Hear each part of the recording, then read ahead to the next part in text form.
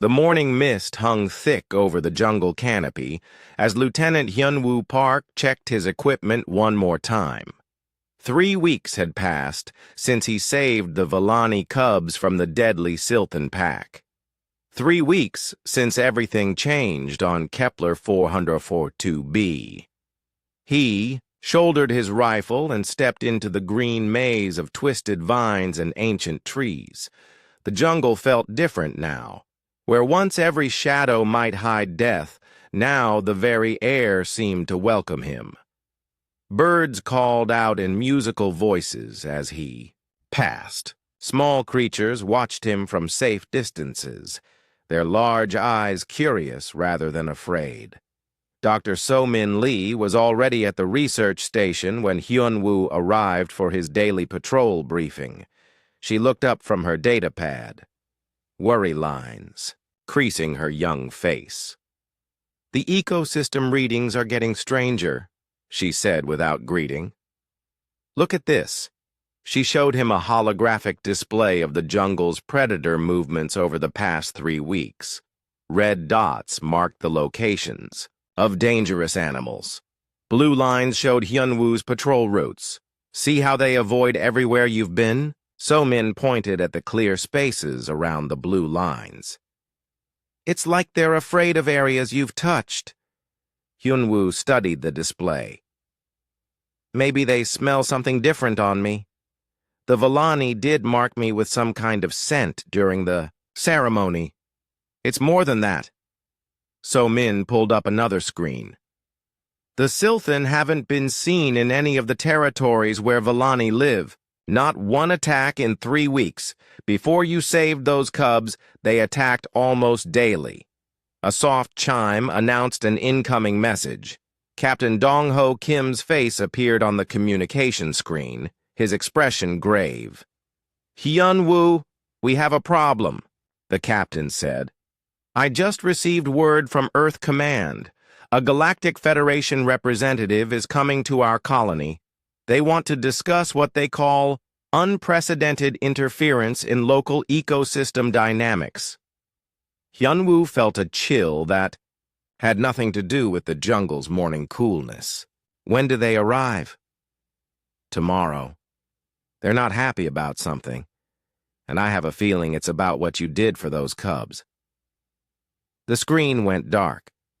So-Min and Hyunwoo looked at each other in silence. The Federation doesn't usually care about small colonies like ours, So-Min said slowly. "Why would they send someone all the way out here?" Before Hyunwoo could answer, a low whistle echoed through the trees. It was the Vellani signal for friend approaching.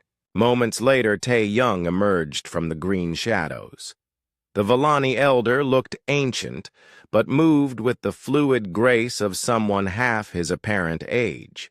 His skin had the bark-like texture of his people, and his large amber eyes held wisdom that seemed older than the jungle itself. "Bridgewalker," Tae-young said, using the name the Vellani had given Hyunwoo. "The trees speak of metal birds coming from the sky, dangerous ones." "You know about the Federation ship?" Hyunwoo asked. Tae-young nodded slowly. "We know many things. The jungle has voices for those who listen." He gestured toward the research station. "Your people make much noise with their machines, but they do not hear what the forest tells them." So-Min leaned forward. "What does it tell you?" The elder's expression grew serious. "That the Metal Sky people have been watching us for much longer than you know. They place listening ears in our trees. They send picture takers that swim in our rivers. They study us like insects under glass." Hyunwoo felt anger rising in his chest. "They've been spying on you." "On all of us," Tae-young corrected. "Your people, too. They watch to see if we grow too strong together." The implications hit Hyunwoo like a physical blow. The Federation had been monitoring both humans and Vellani. His rescue of the cubs hadn't just saved lives. It had proven that the two species could work together effectively. "That's why they're coming," So Min whispered. "They're worried about what an alliance between us might mean." Tae Young nodded again. "The cubs you saved carry your scent now. All Villani know you as Brother Protector. Word spreads through the great trees faster than your radio waves. Every clan, every family knows the human who defied death for our young." "Is that bad?" Hyunwoo asked. "For the Metal Sky people, yes. They rule by keeping species apart. Alone, we are manageable. Together," Tae Young's eyes gleamed. "Together, we might remember what we once were." "What do you mean?" The elder studied Hyunwoo for a long moment, as if deciding whether to trust him with something precious. "Your Dr. Lee believes we are primitive," he said finally. "Simple tree dwellers who never learned to reach for the stars. This is what we let others believe. It keeps us safe." So Min stepped closer. "You're saying you're not primitive?" "We flew between stars when your people still crawled from caves," Tae Young said quietly. "We built cities that touched the clouds and machines that could reshape worlds. We conquered death itself." The jungle fell silent around them, as if even the insects were listening. "What happened?" Hyunwoo asked. "We learned that conquering and creating are different things. Our great works became great weapons. Our cities became prisons. Our victory over death became a curse that left us empty." Tae Young touched the bark of a nearby tree. "So we came home. We chose to become part of the forest again rather than its master." "But you still remember," So Min said. "We remember everything. We simply choose not to repeat our mistakes." The elder's gaze shifted to Hyunwoo. "Until now, your people face the same choice we once did. The Metal Sky people offer you their path, the path of control and conquest. But there is another way." "What way?" "The way you showed when you saved our cubs. The way of protecting rather than possessing, of joining rather than ruling." Tae Young smiled, and his ancient face looked almost young. "The jungle whispers that you might be the bridge between what was and what could be." A distant rumble echoed across the sky. All three of them looked up to see a sleek silver ship breaking through the atmosphere, its hull gleaming like a knife blade against the blue. "The Metal Sky people have arrived," Tae Young observed. "Now we will see what kind of future chooses to be born." Hyunwoo watched the Federation ship descend toward the human colony. His hand instinctively moved to his rifle, then stopped. Whatever was coming, it wouldn't be settled with weapons alone. The jungle watched with 1,000 eyes. As the ship landed and somewhere in the green depths, the cubs he had saved were growing into something the galaxy had never seen before. The Federation representative stood in the middle of the human colony like a silver statue. Commander Velthara was tall, almost 7 feet, with skin that seemed to shift between gray and blue. Her large black eyes showed no emotion as she studied the simple buildings and equipment around her. Captain Dong-Ho Kim waited beside her, trying to look calm. Sweat beaded on his forehead despite the cool morning air. Behind him, Dr. So-Min Lee held her data pad with shaking hands. "This colony violates several Federation protocols," Velthara said. Her voice sounded like metal scraping against stone. "Your species was given permission to establish a research station. Nothing more." "We've stayed within our assigned boundaries," Captain Kim replied carefully. "All our activities have been documented and reported." Velthara's head turned toward Yi, the jungle with mechanical precision. Your soldier has been interfering with native species development.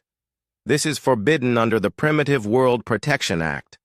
Lieutenant Park was protecting local wildlife from predators. Surely that's not against Federation law. Protection. Velthera spoke the word like it tasted bad. Your species always uses such pleasant words for conquest. First protection, then guidance, then control. We have seen this pattern many times. Doctor. So Min Lee stepped forward, her fear replaced by anger. We're not trying to control anyone. We're trying to learn about this world's ecosystem. The Federation representative's black eyes fixed on her. Learning. Another dangerous word. Knowledge leads to power. Power leads to rebellion. Deep in the jungle, far from the colony, the great trees swayed in a wind that touched no other plants.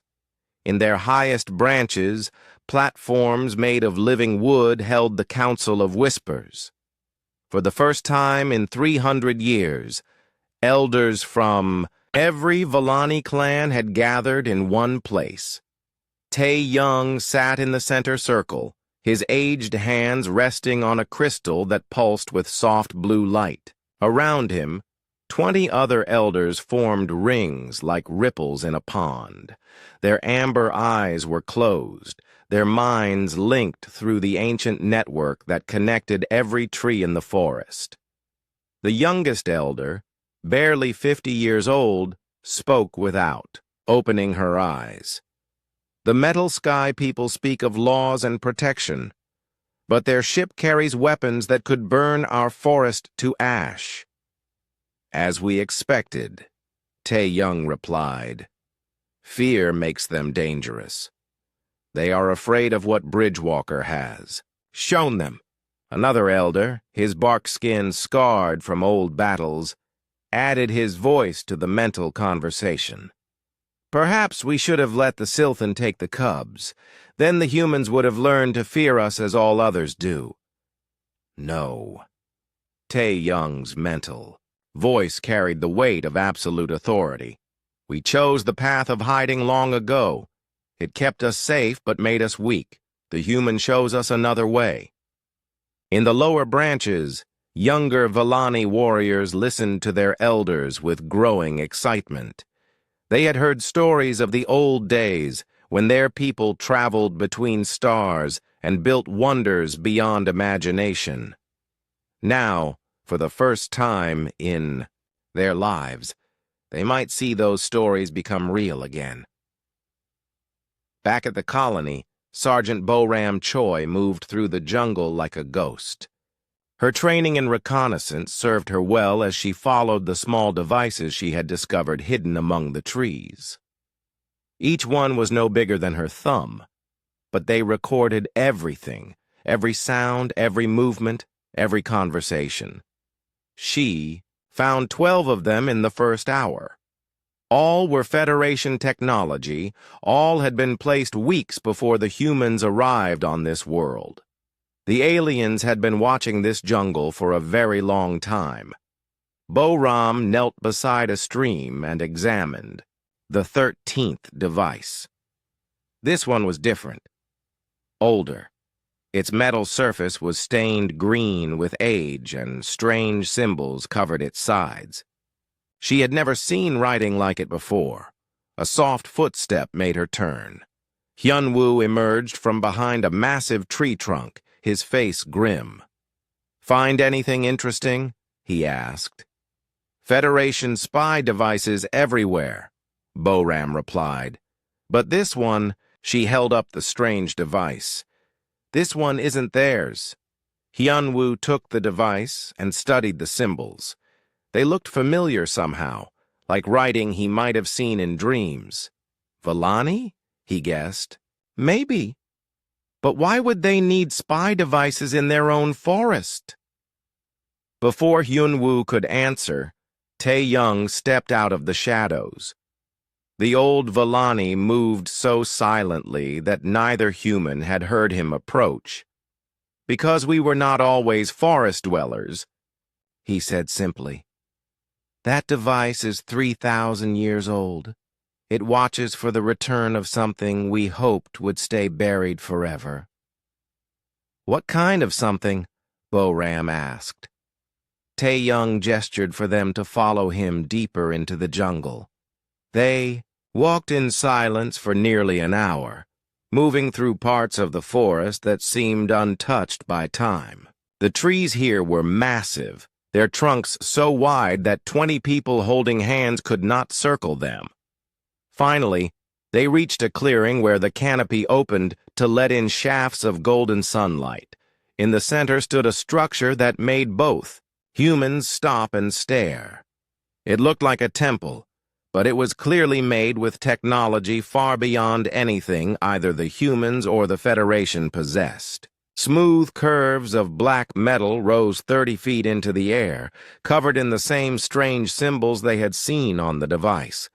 The entire structure hummed softly, as if great machines still worked somewhere inside. This is one of our old listening posts, Tae-Young explained.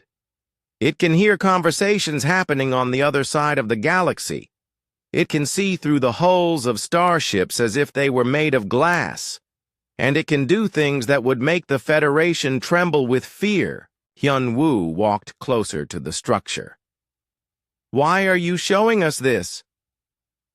Because the time for hiding is ending, Tae-Young replied.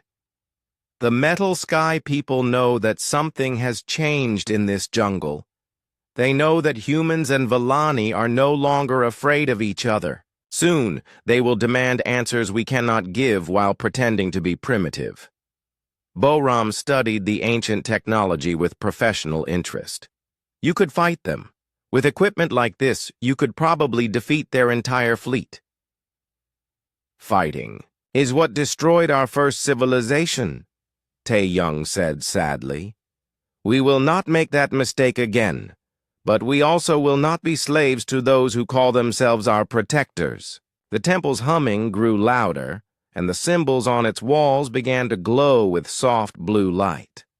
Somewhere deep inside the structure, machines that had slept for centuries were beginning to wake up. What's happening? Hyun-Woo asked. Tae-Young smiled for the first time since they had met. The Council of Whispers has made their decision. We are going to tell our children the truth about who they really are, and then we are going to show the galaxy what happens when the forest chooses to remember how to roar. In the distance, thunder rolled across the sky as more Federation ships descended through the atmosphere, but in the jungle depths, the ancient machines hummed with patient power, and the trees themselves seemed to lean forward in anticipation. The attack came at dawn. Hyun-Woo woke to the sound of screaming that cut through the jungle like broken glass. He grabbed his rifle and rushed outside the human colony's perimeter, following the terrible sounds deeper into the forest. What he found made his blood turn cold. The Silthan had returned, but these were not the same creatures he had fought 3 weeks ago. These monsters were twice as large as normal, with metal plates grafted onto their natural armor. Their claws glowed with an unnatural green light, and their eyes burned like tiny red stars. A Vellani village was under attack. The tree houses that had stood for centuries were burning. Vellani families ran through the smoke, carrying their young and elderly to safety. But the enhanced Silthan moved too fast, cutting off escape routes with deadly precision. Dr. So-Min Lee appeared beside Hyun-Woo, her medical kit slung over her shoulder. "What did they do to those things?" she gasped. "Federation bioweapons," Hyun-Woo said grimly. He had seen similar modifications during the border wars. They've turned the Silthan into living weapons. A young Vellani warrior fell beneath the claws of a massive, enhanced Silthan. The creature raised its glowing talons for a killing blow. Hyun-Woo didn't think. He simply acted. His rifle barked 3 times and the monster stumbled backward with smoking holes in its chest. The Silthan turned toward him with mechanical hate. Its modified brain processed him as a new target. It charged with unnatural speed, but Hyun Woo was ready. He rolled aside and put 2 more shots into its skull. The creature crashed to the ground, sparks flying from its cybernetic implants. More Vellani warriors arrived, moving through the trees with their traditional grace. But their wooden spears and simple bows were useless against the armored monsters. They needed help, and they needed it fast. "So-min, can you treat the wounded?" Hyun-woo asked. "I'll do what I can," she replied, already running toward the injured Vellani. Hyun-woo activated his comm unit. "All human personnel, this is Lieutenant Park. We have a situation in Sector 7. Enhanced Silthan are attacking Vellani civilians. I need every available soldier here now." Captain Dong-ho Kim's voice crackled through the static. "Negative, Lieutenant. Commander Velthara has ordered all humans to remain in the colony. No interference with local species conflicts." "Sir, these aren't local species conflicts. The Federation is using bioweapons against civilians." "That's a serious accusation, Hyun-woo. Do you have proof?" Hyun-woo looked at the burning village around him. "I'm looking at the proof right now." He cut the connection and faced the battle alone. 3 more enhanced Silthan emerged from the smoke, their red eyes fixed on him. Behind them, he could see more Vellani families trapped in their burning homes. The first monster leaped at him with impossible speed. Hyun-woo dove behind a fallen log and rolled to his feet, firing as he moved. His bullets struck the creature's metal plates and bounced off harmlessly. A wooden spear flew past his head and struck the Silthan in its unarmored throat. The creature staggered, and Hyun-woo put 3 rounds into the gap between its armor plates. It fell with a metallic crash. Tae-young appeared beside him, moving like a man half his age. The old Vellani carried weapons that looked ancient but deadly. A curved blade that seemed to cut through metal as easily as flesh, and a small device that fired bolts of concentrated energy. "Bridgewalker," Tae-young said calmly as he sliced through another Silthan's leg. "It is time to stop pretending we are helpless." Around the village, more Vellani warriors emerged from hiding places in the trees. But these were not the simple forest dwellers the Federation believed them to be. They carried weapons of crystal and metal, devices that hummed with quiet power. Their traditional robes fell away to reveal armor that looked grown rather than forged.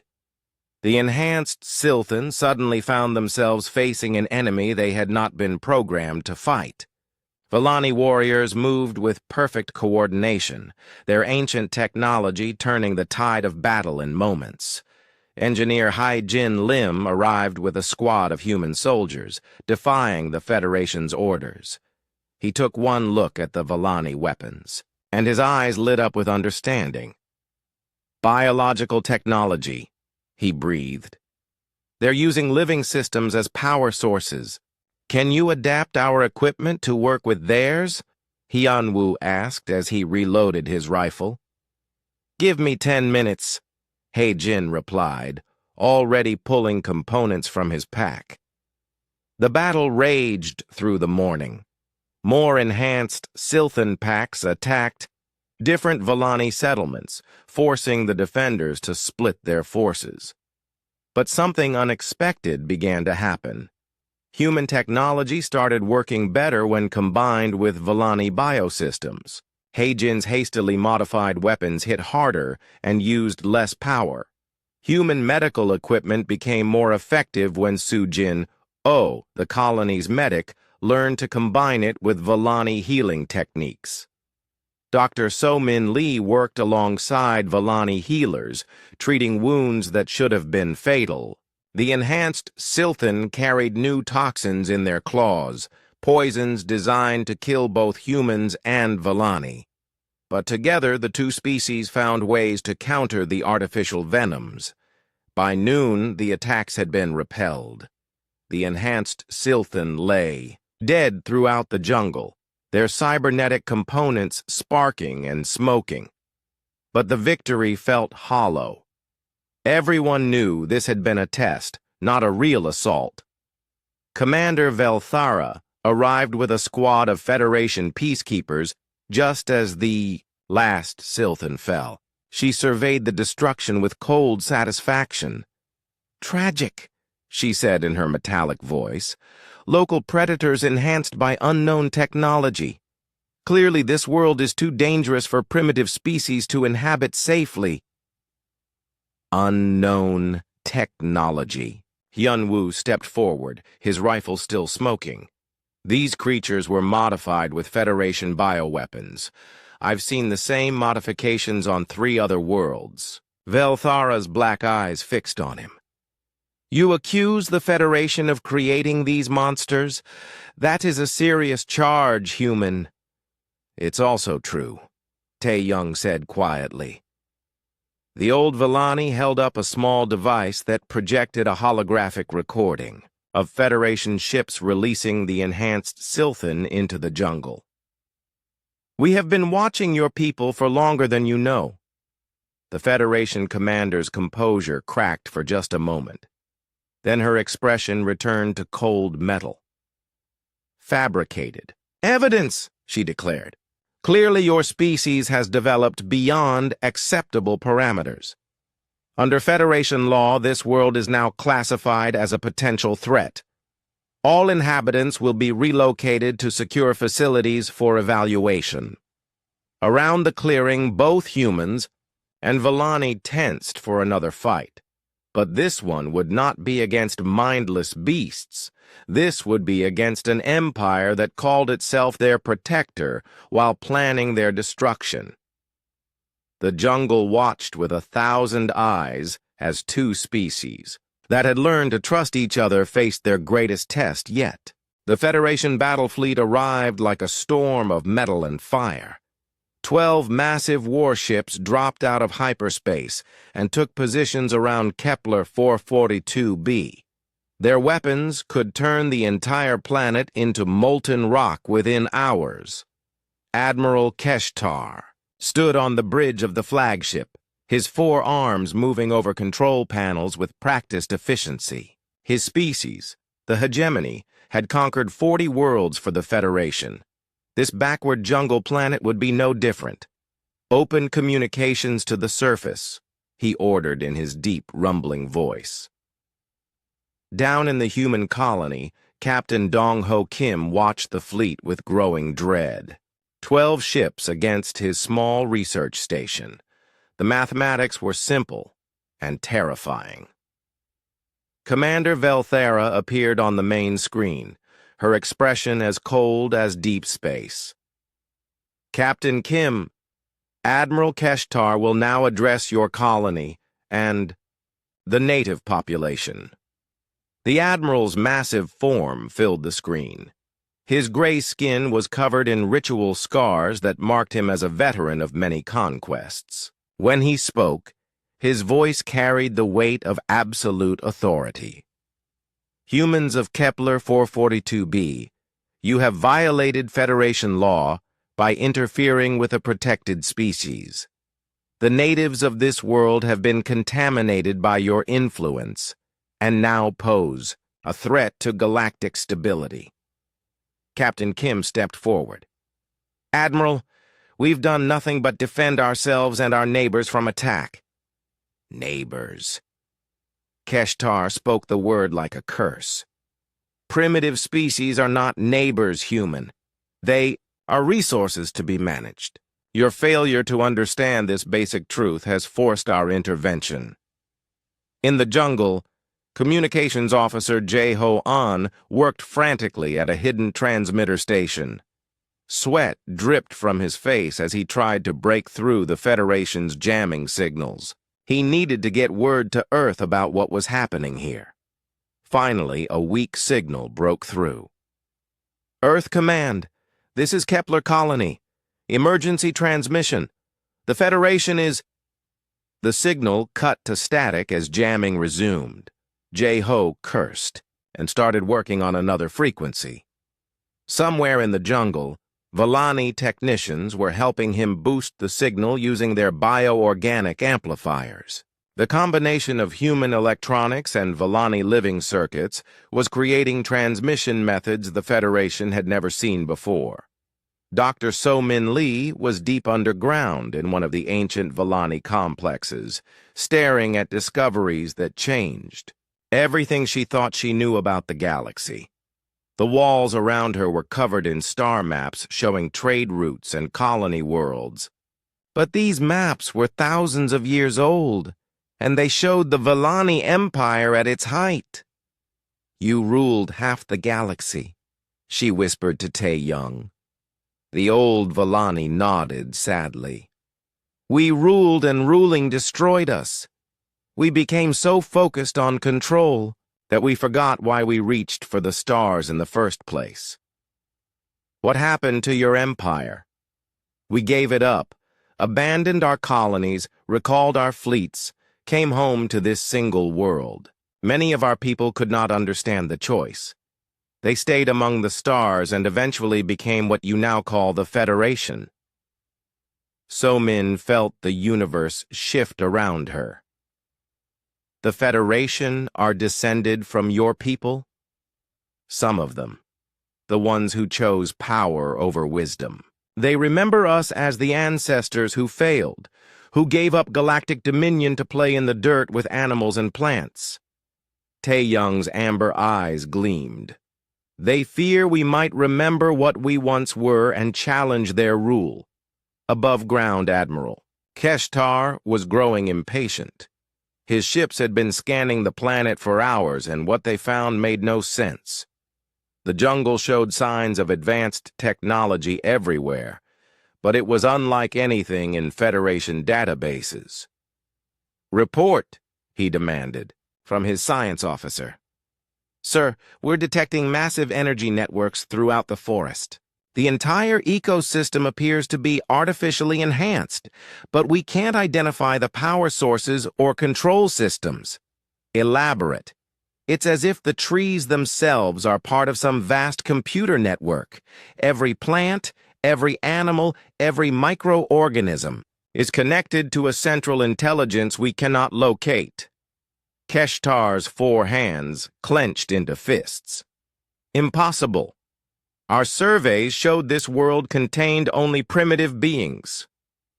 "Perhaps our surveys were incomplete, sir." On the planet's surface, Hyunwoo stood with a group of young Volani warriors in a clearing deep in the jungle. These were not the gentle forest dwellers the galaxy believed them to be. They moved like soldiers, carried weapons that hummed with deadly energy, and looked at the Federation ships with the calm confidence of people who had faced such threats before. The cubs he had saved weeks ago were among them. No longer small and helpless, they had grown into something the Federation had not expected. Their amber eyes held intelligence that went far beyond anything in Federation databases on primitive species. "Bridgewalker," one of the former cubs said in perfect human language. "Our elders have decided.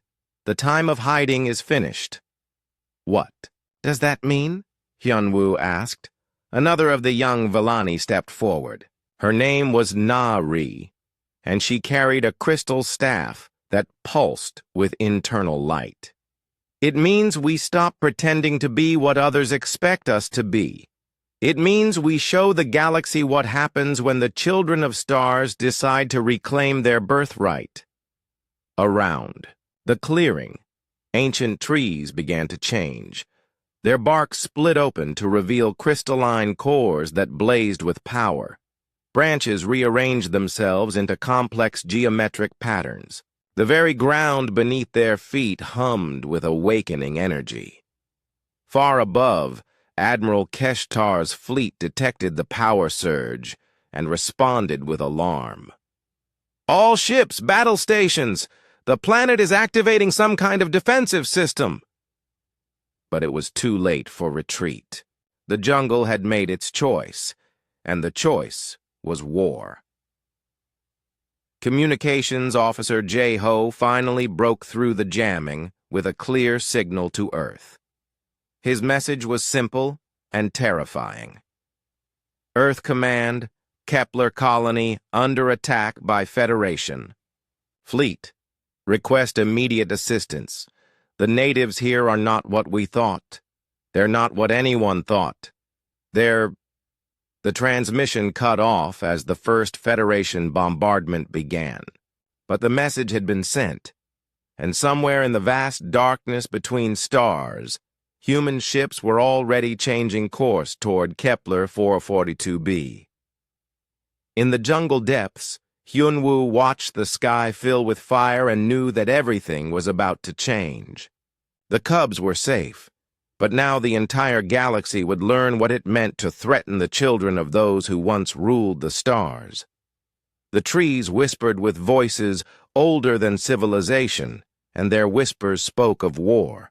The sky above Kepler 442b exploded into light and fire as two fleets met in deadly combat. Earth's ships had arrived just as Admiral Keshtar began his bombardment of the planet. Captain Dong-Ho Kim watched from the surface as human vessels, outnumbered 3-1, engaged the massive Federation fleet. The human ships were smaller and faster than the Federation warships. They darted between the giant vessels like angry insects, their weapons carving bright lines across the darkness. But they were badly outnumbered, and everyone knew it. On the planet's surface, the jungle had transformed into something beyond imagination. The ancient trees now stood like living towers of crystal and light, their branches weaving energy patterns that protected the forest from orbital bombardment. When Federation weapons struck the canopy, the beams simply vanished, absorbed into the vast network that connected every plant and creature. Hyunwoo stood with Nari and the other young Vellani in the heart of the forest. Around them, technology that had slept for millennia was awakening with terrible beauty. The ground beneath their feet had become transparent, revealing vast chambers filled with machines that pulsed like living hearts. "What is all this?" Hyunwoo asked in wonder. Nari smiled, and her amber eyes reflected the light of stars that had died long ago. "This is who we really are. This is what we built before we chose to sleep." Above them, the space battle raged.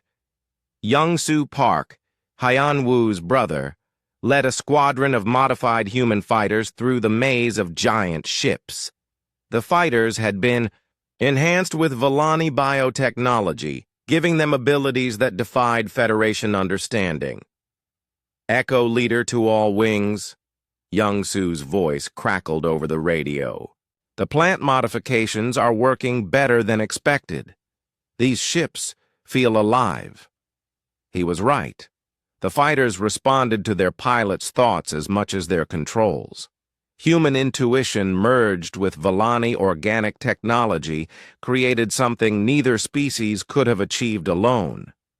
The small ships moved like living creatures, anticipating enemy fire and flowing around obstacles with impossible grace.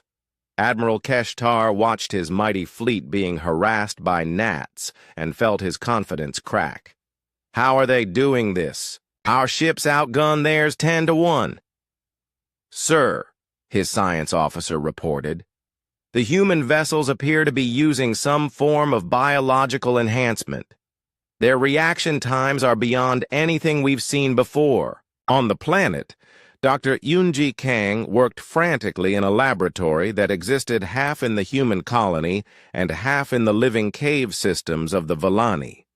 She had discovered something that could change the entire war, but she needed more time to prove her theory.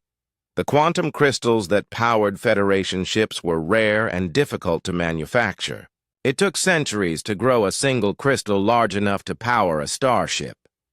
but the Villani had been growing them naturally for thousands of years, using methods that made Federation technology look like stone tools. "So-Min, look at this," Yunji called to her colleague. Dr. So-Min Lee hurried over to the bioorganic scanner. "The entire forest is one giant crystal farm," Yunji explained excitedly. "Every tree, every flower, every blade of grass is part of a cultivation system. They're not just growing crystals, they're growing better crystals than the Federation has ever seen." So-Min stared at the readings. How much better? A single crystal from this forest could power a city for 1,000 years, and they've been growing them for millennia. The implications hit both women at the same time. The Federation didn't just want to relocate the Villani, they wanted to strip mine the planet for its incredible wealth. But they had made a fatal error. They assumed the Villani were primitive beings who didn't understand what they possessed. In space, the battle was turning. More human ships arrived from Earth, but the Federation fleet was still overwhelming. Admiral Keshtar prepared to end the fight with a weapon that could crack a planet's crust. "Charge the core breaker," he ordered. "We'll destroy the surface and harvest the crystals from the debris." The massive weapon began to glow with malevolent energy. In minutes, it would fire a beam that could split Kepler 442b in half. But the jungle was ready. Deep in the planetary core, machines older than human civilization began to sing. The crystal networks that had grown through every root and branch suddenly blazed with power beyond measurement. The planet itself became a weapon. From the surface, a beam of pure energy lanced upward into space. It struck Admiral Keshtar's flagship and passed through its shields as if they were made of paper. The massive warship simply vanished, its atoms scattered across the solar system. The remaining Federation ships turned to flee, but the jungle was not finished with them. More beams reached out from the planet, guided by the living intelligence that connected every tree and stone. Within moments, the mighty Federation fleet was reduced to glowing particles drifting in the void. The human ships hung motionless in space, their crews staring in shock at what they had witnessed. Young-Su's voice broke the silence over the radio. Did the planet just destroy an entire fleet?" "Affirmative," came Captain Kim's stunned reply from the surface. "The Villani, just showed us what they're really capable of." In the jungle, Tae-Young stood beside the ancient control systems with tears of joy streaming down his weathered face. "It is done," he whispered. "The children of stars have remembered how to protect their home." Hyunwoo looked around at the transformed forest, at the young Villani warriors who had once been helpless cubs, at the technology that turned dreams into reality. "What happens now?" Nari stepped forward, her crystal staff pulsing with gentle light. "Now we show the galaxy a different way to live among the stars. Not as conquerors, but as gardeners. Not as rulers, but as protectors." Dr. Yunji's discovery spread quickly through both human and Villani networks. The bioorganic crystal cultivation methods could provide clean, unlimited energy to any world willing to work with nature instead of against it. Within days, requests for aid began arriving from dozens of species across the galaxy. The Federation's iron grip on interstellar civilization began to crack as world after world learned that there was an alternative to their harsh rule. Months later, Hyunwoo walked through the jungle with the cubs he had saved, now grown into wise and powerful leaders of their people.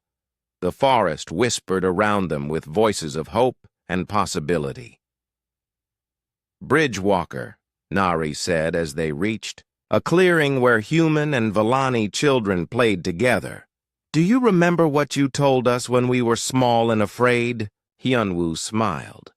"I told you that you were safe." "And we are," she replied. "But more than that, now the whole galaxy can be safe too." Above them, ships from 100 worlds arrived each day to learn the secrets of harmony between technology and nature. The cubs were safe, and their safety had taught the universe a new way to reach for the stars.